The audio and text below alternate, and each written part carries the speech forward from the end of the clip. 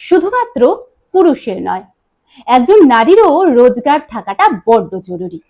ভালো পাত্র দেখে মেয়ের বিয়ে দিয়ে দেওয়ার চেয়ে আপনার কন্যা সন্তানটির ভালো একটা ক্যারিয়ার তৈরি করে দেওয়াটাই আপনার প্রধান দায়িত্ব।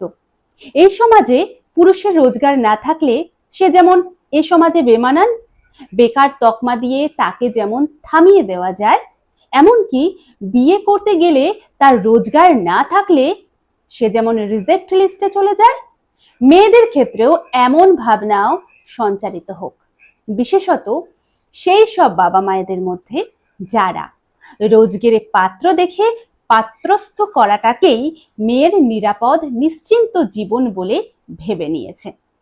বাবা মায়েদের উচিত পাত্রের যোগ্যতা না খুঁজে মেয়েকেই বরং যোগ্য করে তোলা।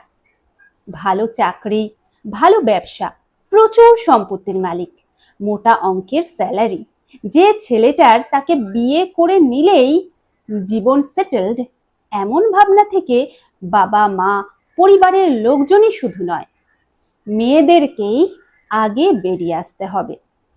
গাড়ি বাড়ি সম্পত্তি টাকা এমনকি রোজগেরে মানুষটা কোনো কিছুই কিন্তু চিরস্থায়ী নয়।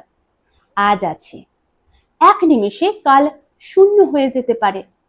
এই পৃথিবী যেমন বিশ্বাসে চলে, তেমনি সবচেয়ে বিশ্বাসযোগ্য মানুষটা এক নিমেষে বদলেও যেতে পারে। হয়তো পরিস্থিতি এমন হলো, এমন কোনো দুর্ঘটনা ঘটলো, জীবনের সব সঞ্চয় খরচের পাতায় চলে গেল। কে বলতে পারে কার কপালে কি আছে? অন্যের কপালে নিজেকে না জুড়ে নিজের কপাল নিজেকে তৈরি করতে হবে। নিজেকে এমন ভাবে তৈরি করতে হবে যে কোনো পরিস্থিতিতে নিজেকে যেন কাজে লাগানো যায়। তবেই তো জোর গলায় বলতে পারবে, আমি নারী, আমিও পারি। ক্যারিয়ারই হলো মেয়েদের সবচেয়ে বড় নিরাপত্তা। এতে যেমন নিজের যোগ্যতা তৈরি হয়, তেমনি নিজের চিন্তা, নিজের স্বাধীনতা, নিজের মত প্রকাশ, পরিবারের পাশে থাকা, এমনকি কঠিন পরিস্থিতির সাথে মোকাবিলা করার মতো শক্তিও তার মধ্যে সঞ্চারিত হয়। আমাদের প্রত্যেকের বোঝা উচিত, মেয়েদের নিজের একটা পরিচয় থাকা দরকার। গর্ব করে আমি সেনার বউ, আমি ডাক্তারের বউ, আমি অফিসারের বউ, আমি প্রফেসরের বউ, এর মধ্যে কোনো গৌরব আছে?